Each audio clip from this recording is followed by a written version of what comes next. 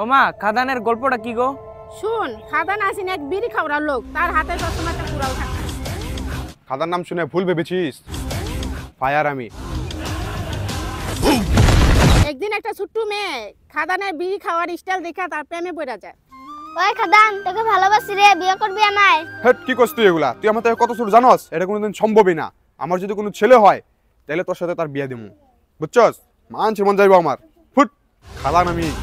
না, তোমার মতনই আমার সেম টু সেম ছেলে লাগবো, তাহলে আমি বিয়ে করাম। হট, তাহলে তো আমার মরণ লাগবো ফিল্মের মতন। আমি বললে আমার ছেলে সেম টু সেম আমার মতোই দেখতে হইব, ফিল্মের হিরো যেমন হয় এমনই। তারপরে তুই আমার ছেলের সাথে বিয়ে করিস।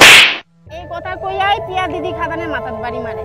তারপরে কি খাদানের ছেলে হইছিল নাকি মেয়ে? হ্যাঁ, খাদানের ছেলে হইছিল, আর এই ছেলে যখন বড় হইলো তখন সেম টু সেম দেখতে খাদানের মতনই হইছিল।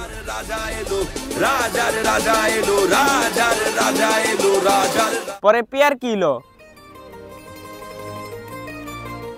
পিয়া কি আরে বিয়ে করছিন? কিরে পিয়া, শুনলাম তুই বলে আমার বাবারা মেরাল চস আমারে বিয়ে করার লিগা। তাহলে বিয়েটা কর হন।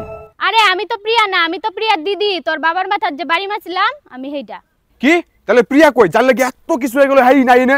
আরে প্রিয়ার তো বিয়ে হয়ে গেছে আমরা স্কুলে স্যারের সাথে। তাহলে তুই বাড়ি মার আমার মাথার মধ্যে, আমার বাবার মাথার যে বের দিছিলে মার। ছি, সব সেরি এমন হয়ে গেলে মা। আরে সবাই এমন হয় না রে, এক দুইটা বাইরে পড়ে।